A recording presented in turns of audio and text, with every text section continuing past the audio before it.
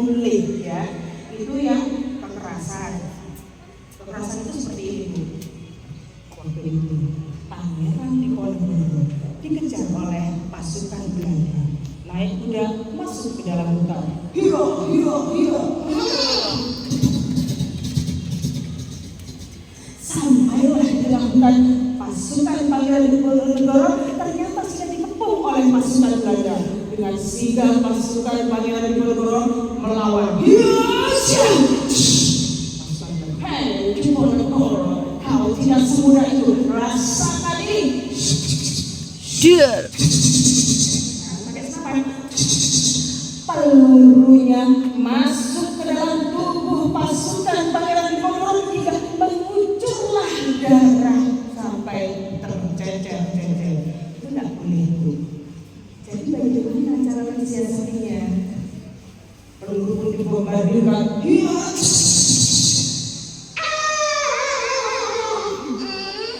Tuh kan, aku jadi bolang gara-gara kamu mati. Jadi bikin humor ya, biar anak tidak trauma. Mama, aku tadi guru di sekolah ceritanya ditembak sampai bolong. Nanti trauma ya. Tuh rasakan ini perang badan terjadi. Ditusuklah perutnya hingga tembus ke punggung. Ditebasnya kepala itu sampai menggelinding. Benar ya. Jadi Kamu nusuk aku ya, kamu nakal. rasakan serangan dariku. Tuh kan, bajuku jadi sobek. Kamu ya, rasakan serangan dariku.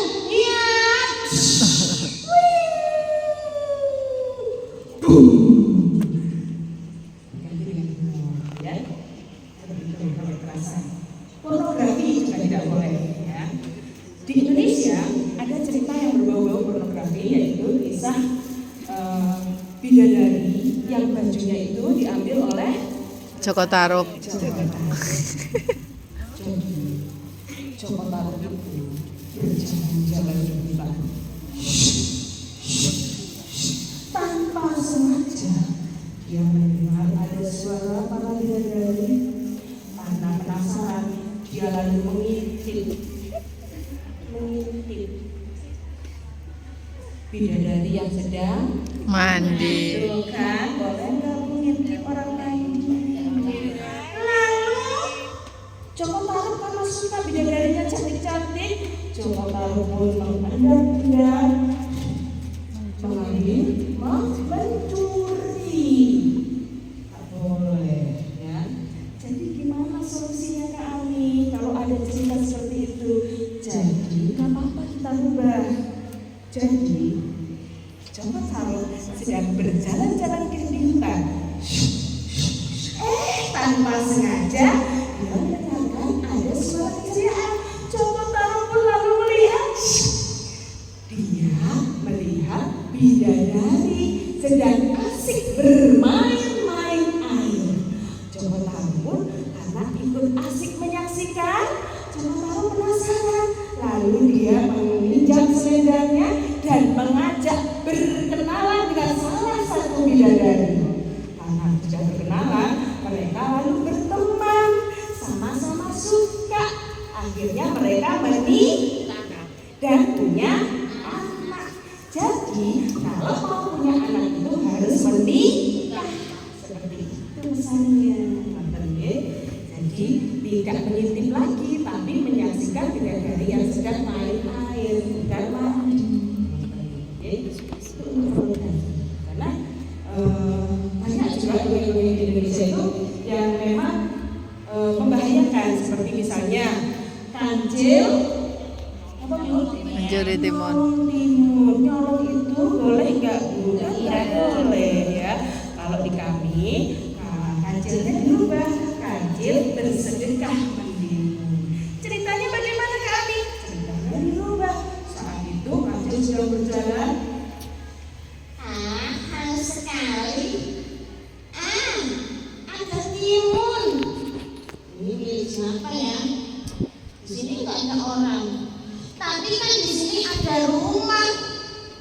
timun ini milik Pak Tani. Kalau begitu aku harus izin dulu sama Pak Tani. Assalamualaikum Pak Tani. Jawabnya, pintu pun terbuka. Kancil, ada apa Kancil? Pak Tani, itu loh timunnya sudah besar-besar, sudah matang semua, sudah saatnya panen. Kenapa nggak dipanen? Aku belum sempat Kancil. Hah? Pak Tani sibuk? Ya, Pak Tani, gimana kalau timun-timun itu aku bantu untuk memanen? Boleh? boleh, tentu saja. Nih keranjangnya. Makasih Pak Tani. Kancil pun lalu memanen timun-timun tersebut. Setelah dipanen, Pak Tani, iya Kancil. sudah selesai. Kau memang hebat. Wah, Hmm? kenapa Cil? Hmm? Hmm. Oh iya. Oke, ini dapat 3 keranjang. Baiklah Kancil. Yang 1 keranjang ini untukmu, yang 2 keranjang ini untuk aku. Cukup Kancil? Terima kasih Pak Tani. Alhamdulillah. Lain kali kalau butuh bantuan bilang aku ya. Iya baiklah Kancil. Kancil pun mendapat hadiah dari Pak Tani sekeranjang mentimun di bawah dua. Mentimun ini kalau nggak cepat dihabiskan bisa busuk. Gimana ya Gimana ya caranya supaya timun ini bisa segera habis? Gimana caranya teman-teman? Betul. Betul sekali. Kancil pun lalu memanggil teman-temannya. Hai teman-teman, ayo kumpul ke sini. Aku mempunyai sekeranjang mentimun. Ayo datanglah. Ada yang datang itu binatang bertubuh besar. Ada juga binatang yang ada juga binatang yang semuanya berkumpul mendekat kepada Kancil dan Kancil pun berkata, Teman-teman, aku dapat hadiah dari Pak Tani. Aku ambil 3 saja sudah cukup untukku. Yang lainnya silakan kalian habiskan.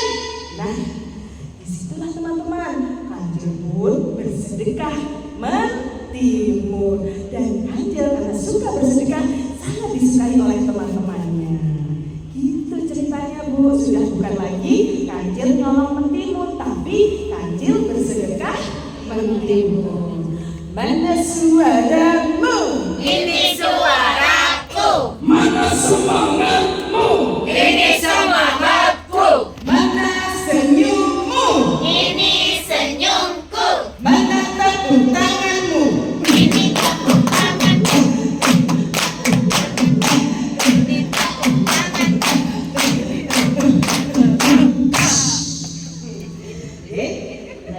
Berikutnya mistis Bu, mistis. Misalnya seperti ini. Untungnya ini bukan dari negeri kita ya, tapi tetap percaya. Misalnya Aladin melakukan perjalanan. Dia lalu menemukan sebuah apa itu Bu? Aladin menemukan lampu. Diambil lampu tersebut, lalu dibersihkan. Tanpa disadari keluarlah.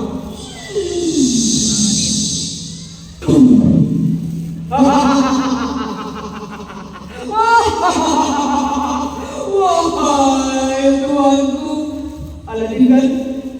Iya benar. Tuan, aku adalah jin. Aku siap melayani Tuan. Apapun yang Tuan inginkan, aku siap memberikannya. Aku pengen makanan yang enak.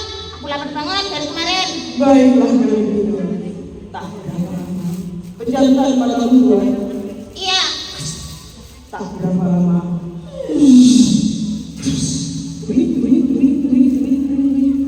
Silakan dibuka matanya Tuan. Wah, makanan enak. Kau benar-benar memberikan yang terbaik. Baiklah Jin, sekarang aku mau kaya. Hidupku sangat susah. Aku pengen sekarang banyak harta biar aku disegani di lingkungan ini. Baiklah kalau begitu, pejamkan matamu, Tuan.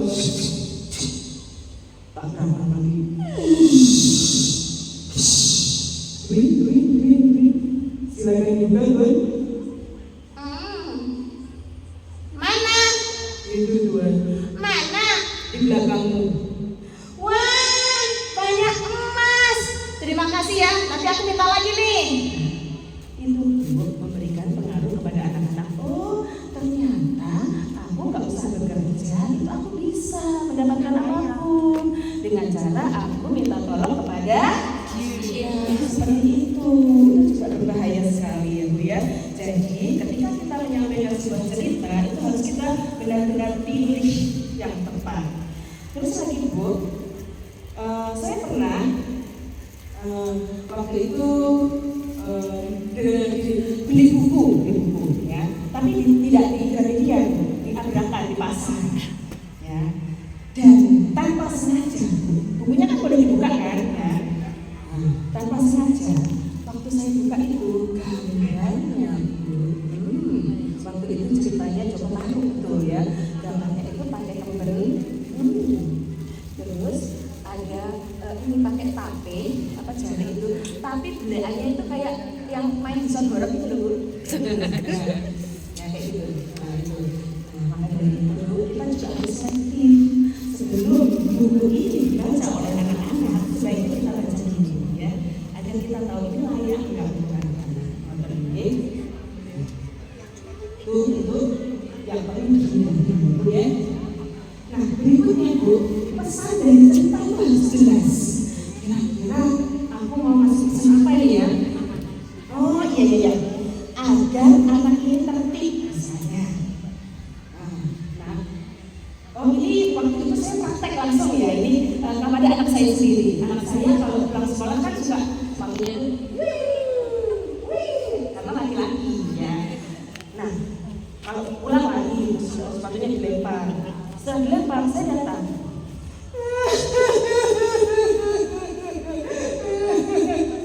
Siapa kamu? Aku adalah sepatu. Sepatu. Kanan dan sepatu. Iya. Kenapa kamu bersama? Itu tuanku. Kenapa dengan tuanmu? Tuanku selalu melempar aku. Aku tidak suka di tempat ini. Kamu mau di mana? Di rak sepatu. Tolong kembalikan aku di rak sepatu. Saya panggil dia. Nak, ini loh, Cak. Saya nggak manggil Caca ya, karena Mas gitu. Cak, kasihan, sepatunya sedih. Dia pengen dikembalikan ke tempatnya. Dia langsung, oh iya ya, kasihan. Kembalikan dia. Ada contoh lagi. Dia bangun tidur, susah dibangunkan.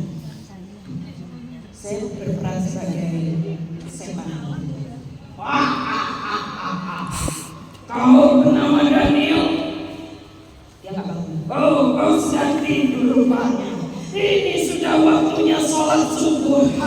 Kau tidak mau sholat rupanya. Baiklah, kalau kau susah dibangunkan, tidak mau sholat, baiklah, aku akan berada di sampingmu sekarang. Yes, tidurlah denganku. Dia langsung bangun. Nggak mau, aku nggak mau tidur sama setan. Baiklah kalau gitu, aku mau sholat subuh. Itu saya lakukan setiap kali dia susah dibangunkan.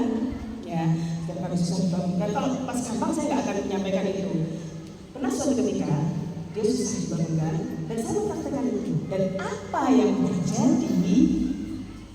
Sudahlah setan, kamu sukanya gangguin aku. Dia ambil guling, dia pukulkan saya. Pergi kau setan, aku ngantuk, pergi kau. Dia tidur lagi. Saya langsung berubah peran. Baiklah, aku akan pergi. Hai, aku adalah malaikat pencatat amal baik. Abah di studio. Abahnya suami saya jawab, sudah setan, itu katanya. Sudah malaikat. Gitu. Saya panggil adiknya. Adik, karena adiknya perempuan, jadi kan mudah diatur. Adik, apakah adik sudah sholat subuh? Sudah setan. Ibu sudah? Sudah setan. Aku sholat subuhnya duluan tadi. Baiklah. Ada anak yang masih tidur. Rupanya dia mau sholat. Baiklah kalau gitu. ujian, aku akan pergi, aku tidak mau mencatat kebaikan anak ini. Dia langsung jawab, malaikat tunggu aku mau sholat. Nah, seperti itu Bu. Jadi dongeng itu tidak harus disampaikan di sebuah panggung atau di depan kelas, tapi dongeng itu bisa langsung disampaikan di depan anaknya langsung. Seperti itu. Ngerti nggih? Karena saya sudah melakukan itu dan itu top chair gitu loh maksud saya. Jadi ketika kita Setiap hari ada drama pokok. memang paling mudah itu Mamanya pendongeng. dia bercerita atau